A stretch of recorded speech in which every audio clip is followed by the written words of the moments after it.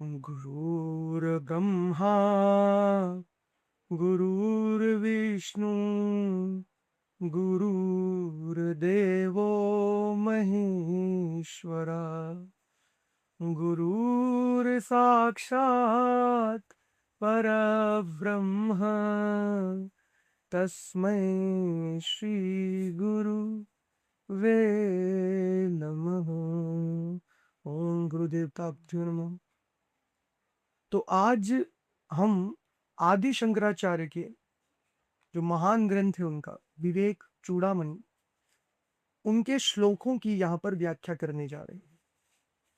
तो सबसे पहले आदि शंकराचार्य के इस ग्रंथ विवेक चूड़ामणि की अगर मैं बात करूं, ये अद्वैत वेदांत में सबसे महत्वपूर्ण ग्रंथों में से एक माना गया है, जहां पर शंकराचार्य ने अद्वैत का समर्पण भाव या अद्वैत की जो पराकाष्ठा है तर्क के रूप से, उसको प्रमाणिक रूप में इस ग्रंथ के साथ प्रस्तुत किया है। जो श्लोक आज मैं आप लोग के साथ संवाद करना चाहूंगा वो ब्रह्मनिष्ठा का सूत्र है। पहला ही श्लोक है आदि शंकराचार्य की इस महान ग्रंथ विवेक चूड़ामणि का। मंगल आचरण के बाद आदि शंकराचार्य अपने आप में एक सबसे महत्वपूर्ण अद्वैत वेदांत के स्तंभ रहे हैं। इन्होंने ही अद्वैत की स्थापना की है। आदि शंकराचार्य के बारे में शब्दों में व्याख्या करना वो वही बात हो गई कि सूरज को दिया दिखाने के समान है, तो मैं उनकी व्याख्या नहीं कर सकता। इस प्रकार के परब्रह्म स्थित महापुरुष अपने स्वरूप में जो ब्रह्म की विवंचना से भली भांति ब्रह्म के पराकाष्ठा को जिन्होंने भली भांति अनुभव द्वारा उस ब्रह्म को जिन्होंने प्राप्त किया है, उस प्रकार के महान महापुरुष थे। तो जो श्लोक है उस श्लोक का दो विभाजन है। बड़ा सा श्लोक है, तो पहले जो दो पंक्तियां हैं उस श्लोक की, उसका सरल अर्थ मैं आज अनुवाद करूंगा, और अगले जो दो श्लोक होंगे या दो पंक्तियां होंगी उसके जो श्लोक होंगे उसका अनुवाद मैं किसी और दिन करूंगा। तो अगर मैं पहली दो पंक्तियों की बात करूं, श्लोक नंबर दूसरा ही है वह, ब्रह्मनिष्ठा का महत्व। तो आदि शंकराचार्य कहते हैं, नर जन्म दुर्लभ मतः पुष्पम ततो विप्रतः। नर जन्म दुर्लभ मतः पुष्पम ततो विप्रतः, तस्मा वैदिक धर्म मार्ग परतः विद्वत मस्मात् परम। शंकराचार्य ने यहां पर कह दिया कि नर जन्म जो है वह दुर्लभ है। जैसा कि भारतीय शास्त्र में इसे कहा भी गया है कि 84 लाख योनियों के बाद, 84 लाख कोटि योनियों के बाद मनुष्य का जो शरीर है वह कहीं ना कहीं मिलता है। काफी लोग इस बात को सुनकर के भयभीत भी हो जाएंगे, लेकिन भयभीत होना स्वाभाविक है। मैं आपके भय को कम नहीं कर सकता। ये जो भय प्रकट हो रहा है ये स्वाभाविक है, ये वर्तुल है, इसे समझना पड़ेगा। ये जो भय है वो सत्य से ही आ रहा है, इसमें कोई बहकाने वाली बात नहीं है। 84 लाख योनियां या कोटियां जो भारतीय दर्शन या भारतीय शास्त्र हमें बताता है, इसमें जरा भी हम संदेह नहीं कर सकते। अगर मैं इसकी बात करूं, उन 84 लाख योनियों की बात करूं, तो इसमें जो नर जन्म है वो शंकर कहते हैं कि नर जन्म अपने आप में दुर्लभ है। दुर्लभ है ही क्योंकि इसी मानव जन्म के द्वारा ब्रह्म का साक्षात्कार किया जा सकता है, इसलिए यह मानव तन दुर्लभ है। एक समय बुद्ध किसी गांव में प्रकट हुए, और उस समय की युवा अवस्था में एक लड़का था जो बुद्ध के पास गया और कहा, हे बुद्ध, मैं संन्यास लेना चाहता हूं। बुद्ध ने पूछा, संन्यास क्यों? ऐसी क्या बात है जो संन्यास लेना चाहती है? उसने कहा, बुद्ध पता नहीं, अचानक मेरे मन में यह भाव आ गया। अकस्मात जब आपको मैंने देखा, आपकी क्रांति को, आपके सौंदर्य को, आपके अपूर्व घटित को, आपकी प्रसाद रूप में जो कांति है, जब मैंने उसे देखा बुद्ध, मेरे मन में अकस्मात भाव आ गया। बुद्ध, इससे पहले यह भाव न था। बुद्ध, इससे पहले मैं कभी मंदिर नहीं गया। बुद्ध, इससे पहले मेरे माता पिता के कहने के बाद भी मैं किसी धार्मिक स्थान पर नहीं गया। बुद्ध, मेरे मन में धर्म के प्रति कोई भावना न थी। परंतु अचानक आज आपको देख करके पता नहीं कहाँ से ये भावना मेरे अंदर उत्पन्न हुई और मेरे मन में ये भाव आया कि मुझे संन्यास लेना है। तो बुद्ध कुछ समय के लिए अपनी आंखों को बंद करते हैं और आंख खोलने के बाद पुनः उत्तर देते हैं कि जो भाव है तेरे मन में तेरे पिछले जन्म से आ रहा है। पिछले जन्म में तू हाथी था, अचानक एक दिन जंगल में भयंकर आग लग गई और तू भी यहाँ वहां भागने लग गया, और भागते भागते जब तू थक गया तो तूने देखा कि तेरे पाँव के नीचे एक कांटा फंसा हुआ था। अपने पाँव को तूने उठाया और उसी समय एक खरगोश तेरे पाँव के नीचे आकर के बैठ गया। उस खरगोश को देख करके तेरे मन में जीवेशना की भाव गई कि जैसे मैं अपने जीव को बचाने के लिए यहां से वहां भाग रहा हूं, ठीक उसी प्रकार यह खरगोश भी भाग रहा है। उसे देख करके तेरा मन विचलित हो था, तेरे मन में करुणा आ गया, तेरे अंदर करुणा का लहर स्पंदित हो उठा। तूने सोचा जिस प्रकार मैं अपने जीवन को बचा रहा हूं, ठीक उसी प्रकार यह खरगोश भी बचाना चाहता है। इसे शायद मेरे पांव के नीचे आकर के वह सुरक्षा अनुभव हो रहा है, जिससे उसे लग रहा है कि शायद उसका जीवन अब सुरक्षित है। उसे सुरक्षा अनुभव कराने के लिए ही तूने उसका अपना जो पांव है उसके ऊपर नहीं रखा, अन्यथा एक ही पांव में पांव रखते ही खरगोश नहीं बचता।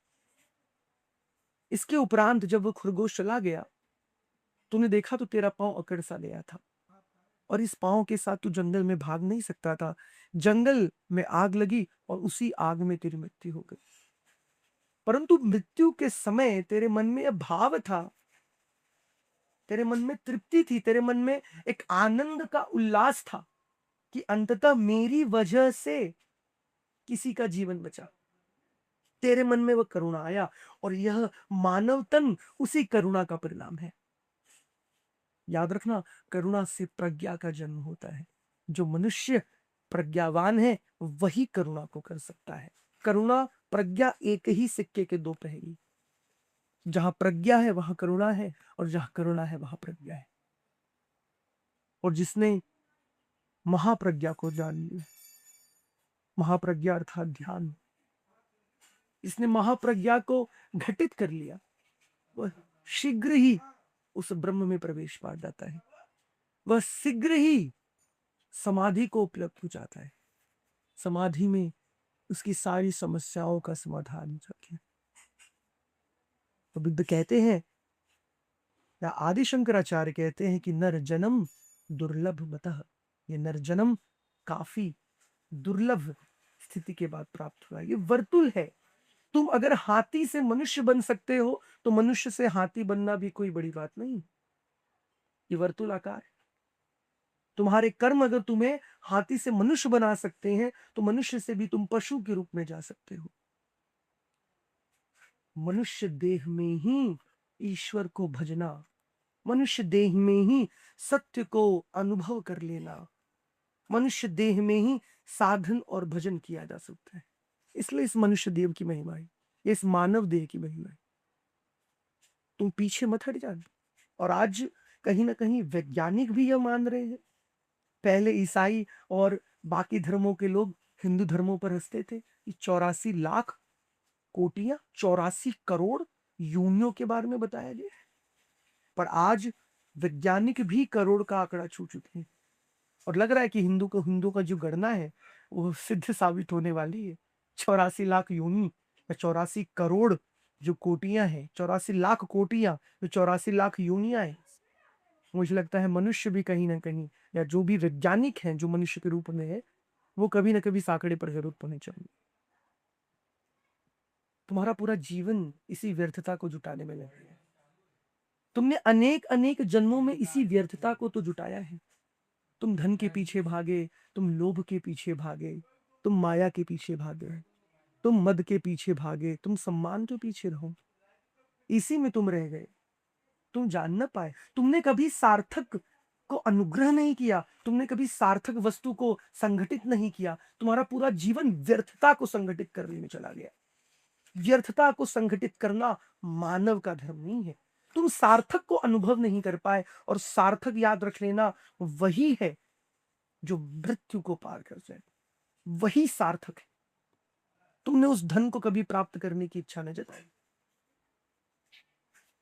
मृत्यु से पहले, मृत्यु से पहले उस सार्थकता को जान जाना, मृत्यु से पहले उस धन को एकत्रित कर लेना जिसे मृत्यु भी तुमसे छीन नहीं सकती, मृत्यु से पहले उस अमृत समाधि को देख लेना। इसलिए पलटू ने कहा है अजहू चेत गवार। गवार कहाँ है? तुमने सब गवाया ही है। पलटू की बात सिद्ध साबित होती है। अजहू चेत गवार, अब तो जाग जा। कब तक इसी माया में, इसी जन्मों जन्म की उपरांत में लगा रहेगा? कब तक इस वर्तुल में पड़ा रहेगा? जब तो जाग, समय आ गया है। अबहू चेत गवार, गवार अर्थात जिसने अभी तक सब गवाया है। पाता वही है जो मृत्यु से पहले परमात्मा की समाधि रूप का दर्शन करे, जो जान जाए स्वरूप से वह क्या है। उसके बाद मृत्यु मृत्यु नहीं, अमृत बन जाती है। अमृत से लक्षणम पुरुषम, वेद उपरांत रूप में कहते हैं कि अमृत पुत्र से तुम अमृत पुत्र बन जाते हो। लेकिन ये अमृत तभी घटेगा, अमृत तभी घटेगा जब जान पाओगे तुम कौन हो। इसलिए मानव देह दुर्लभ है। नर जन्म दुर्लभ मतः पुष्पम ततो विप्रतः। मानव जन्म से ही क्या सार्थकता होगा ना, जन्म मिलने से ही सार्थकता नहीं आएगी। पुष्पम ततो विप्रतः, पुरुषार्थ, पुरुषार्थ लाना पड़ेगा।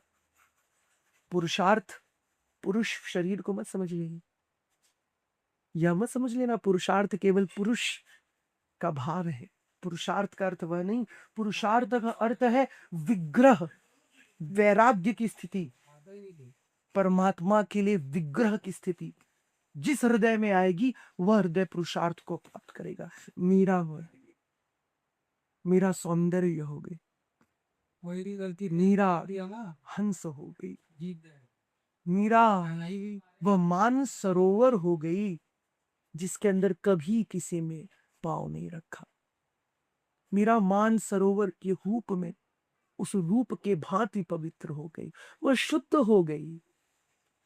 हंसा मोती खाते हैं, वो परमहंस हो गए। मीरा स्त्री थी तो उससे ज्यादा पुरुषार्थ आने पिछले 200 वर्षों में मैंने तो कहीं नहीं करा। एकमात्र ऐसी साध्वी जिसने सब कुछ तिरस्कार कर दी सिर्फ कृष्ण के प्रेम में। तो पुरुषार्थ का असली तत्व या असली अर्थ है परमात्मा की विग्रह को प्राप्ति, परमात्मा के लिए वैराग्य, संसार की आसक्ति का त्याग और परमात्मा में आसक्त होना। पुरुषार्थ अर्थात यह जिज्ञासा मन में लाना कि मैं कौन हूं, यह मेरा अस्तित्व क्या है, कि हम कौन हूं मैं। वेदों की वाणी को अपने मन में उतारना और उस पर चलना, उस तत्व को प्राप्त करना, उस तत्व के लिए वैराग्य को ध्यान बनाना, यह जिसके अंदर ढल जाता है वो पुरुषार्थ को उपलब्ध हो जाता है। मनुष्य देह पाने के बाद यह जिज्ञासा कि मैं कौन हूं, यह पुरुषार्थ का प्रमाणता है। पुरुषार्थ का पुरुष से कोई अर्थ नहीं। पुरुषार्थ का अर्थ है स्वयं को जानने की अभिलाषा, स्वयं को जानने की अभीप्सा, उस परम तत्व को, उस आनंद को अपने हृदय में बुलाने की आकांक्षा, यह जानना कि मैं कौन हूं, यह अभिलाषा, इसी को पुरुषार्थ कहते हैं। और उसके लिए हर प्रकार की कीमत को चुकाने के लिए सामर्थ्य होता। व्यवसाय नहीं है, जुआरी बनना पड़ेगा। पुरुषार्थ है जुआरी बनना। कौड़ियों कौड़ियों का जो हिसाब रखेगा वो यहां पर नहीं चल सकता। पुरुषार्थ दूसरा तत्व है, इस पर भी हम बात कर सकते हैं पर अभी फिलहाल इसे यहीं पर समाप्त करवाते रहे। पुरुषार्थ के बाद शंकर ने कहा कि तीसरी चीज जो सबसे महत्वपूर्ण है वो है ब्राह्मणत्व। लेकिन फिर मैं यह कहूंगा कि ब्राह्मणत्व को तू जाति में मत बांध लो ना। ब्राह्मणत्व का अर्थ यह है कि उन विचारशील व्यक्तियों के साथ आप हो जो ब्रह्म की चर्चा में सदैव लगे हुए, ब्रह्म की चर्चा में जो सदैव तत्पर हैं, मैं उन्हीं को ब्राह्मणत्व कहूंगा। जो ब्राह्मण कुल में पैदा होने के बाद भी बेविचार और अन्य विचारों में, मोह के विचारों में, संसार के विचारों में जो पड़े हैं, उन्हें मैं ब्राह्मण नहीं मानता। जो मदिरा जुआ इसी में संलग्न है वो ब्राह्मण नहीं है। कुल से ब्राह्मण नहीं होना है। अब विचारों से जो ब्राह्मणत्व को उपलब्ध हो जाए वह व्यक्ति ब्राह्मणत्व हो गया, वह व्यक्ति ब्राह्मण हो गया। तो साधु संगति न छाड़िए चाहे जीवन सार। तो साधु की संगति, सत्य की संगति, सत्य के रूप को जानने वालों की संगति ही ब्राह्मणत्व का उदयपान है। क्या इतने से हो जाएगा? नहीं। क्या इतने से ही ब्रह्म की उपलब्धि होगी? नहीं। शंकर कहते हैं धर्म का आचरण, तस्मा वैदिक धर्म मार्ग परतः। वेद का आचरण, वेदों का आचरण करना भी उसी के साथ साथ उतना महत्वपूर्ण है। और वेद का अर्थात, वेद का अर्थ आप क्या लेते हैं? वेद का अर्थ है ज्ञान का अंत। वेद सब वेद, वेद का अर्थ ज्ञान का अंत है। अब ज्ञान का अंत करके आचरण में जब ब्रह्म आएगा तब ब्रह्म को प्राप्त करने की व्यवस्था बनी। अब तक वेदों ने एक दिशा निर्देश तय की कि इस दिशा में चल करके आप ब्रह्म को प्राप्त कर सकते, और सिर्फ दिशा निर्देश से काम नहीं चलेगा। अब वेदों को समाप्त करो, वेदों के आचरणों पर चलो। वेद को किताबों के रूप में, कृत्य के रूप में ना मान करके वेदों को पालन करो। वेद ने जो कह दिया अब उस मार्ग को ग्रहण करके वेद को ही सब कुछ मान लेना, वेदों को ये आचरणों पर न चलना, ये वैदिक धर्म नहीं। वैदिक धर्म है वेद को जानकर वेद का भी परित्याग कर देना, सिर्फ उन विचारों पर चलना जो वेदों में कंठस्थ किए गए। वेद को ही पकड़कर बैठ जाना वैदिक धर्म नहीं है। उस ज्ञान का भी अंत हो ताकि उस ज्ञान के आचरणों पर चला जाए। सिर्फ वेदों को पकड़ने से ब्रह्म का ज्ञान नहीं होता, वेदों को पढ़ के ब्रह्म का अनुचरण करने से ब्रह्म का ज्ञान होगा। तो 10वां वैदिक धर्म मार्ग परतः, जान करके उस मार्ग पर चलना, उस धर्म के, धर्म अर्थात जिसने सारे नियमों को धारण कर रखा, उस पर चलना। वेद को पकड़ के बैठ नहीं जाना। आज देखिए जितने भी बड़े बड़े लोग हैं जो अपने आप को ज्ञानी या दर्शन शास्त्री कहते हैं, वो वेदों को पकड़ के बैठ गए, उसी पर लड़ रहे हैं। द्वैतवाद त्रैतवाद से लड़ रहा है, अद्वैतवाद द्वैतवाद से लड़ रहा है, सांख्य मीमांसा से लड़ रहा है, मीमांसा सांख्य से लड़ रहा है, सब एक दूसरे में लड़ रहे हैं। तो वेद को अंत करके वेद के उपरांत जो मार्ग सुनिश्चित किया गया है उस पर चलना वैदिक धर्म। और ऐसा पुरुष जिसने वेद का अंत कर लिया, जिसने ज्ञान का अंत कर लिया, जो वेद के धर्मों को अब उपरांत नहीं करता, वो उसका अनुसरण करने लग गया, उसका जीवन वेद के उन मंत्रों के हिसाब से परिवर्तित होने लग गया, उसका जीवन वेद का अनुचरण बन गया, वह व्यक्ति विद्वत्व को उपलब्ध में पाए।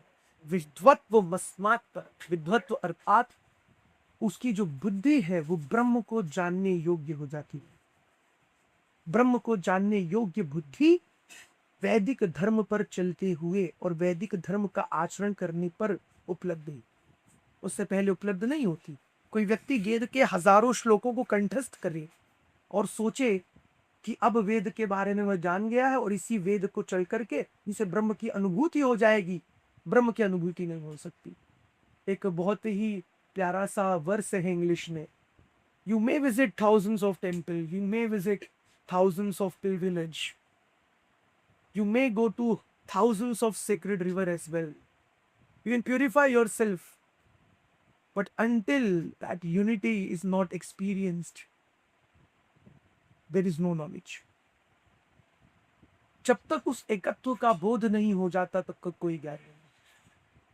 हजारों मंदिरों में जाकर के, हजारों गिरजाघरों में जाकर के, हजारों तीर्थों में जाकर के, हजारों नदियों में जाकर के अपने पाप को धोने से भी ज्ञान उपलब्ध नहीं है। ज्ञान तभी उपलब्ध होगा जब तुम उस एकत्व का बोध कर लो, आत्म अनात्म का, आत्मा का परमात्मा के साथ जो योग है उसे जब तक आप अनुभव नहीं करते, और उस योग तक लेके जाने का कार्य वैदिक धर्म करता है। मैं फिर कह रहा हूं, वैदिक धर्म की किताबों को पकड़ना वैदिक धर्म में ही है। धर्म की किताबों को ही सब कुछ मान लेना वैदिक धर्म नहीं है। हमारी बात भले किताबों पर ही हो रही है, हम ज्ञान किताब की ही बातें कर रहे हैं, पर इस ज्ञान को लेकर के उस ज्ञान को भी त्याग करके उस बातों पर चलना और उस बातों को ही जीवन बना लेना, उन विचारों को ही जीवन बना लेना। लड़ते मत बैठना, झगड़ते मत बैठना, तब जाकर के विद्वत्व की अनुभूति होगी। विद्वत अर्थात एक ऐसा मस्तिष्क जो ब्रह्म को जानने योग्य बनता है, एक ऐसा मस्तिष्क जो ब्रह्म को ग्रहण करने योग्य बनता है, एक ऐसा मस्तिष्क जो ब्रह्म के आचरणों से युक्त होगा, उसी मस्तिष्क को विद्वत्व कहा जाता है। और उस विद्वत्व को प्राप्त करने के बाद ही आप ब्रह्म को साक्षात्कार कर उसके उत्तर। तो यहीं पर अंत करेंगे कि दिन में बोलना चाहूंगा कि इसको 1 घंटा कम से कम बात कर सकता है, परंतु हमारे पास समय कम है, तो इस समय नहीं। 2 जो पंक्ति है, पहली 2 पंक्तियां, उसको मैंने यहाँ पर अपने कोशिश की है। ये श्लोक थोड़ा सा बड़ा है, इस श्लोक का जो दूसरा जो विभाजन है, विभाजित हिस्सा है, वो अगले हम वीडियो में डालने की कोशिश करूंगा। सभी को धन्यवाद।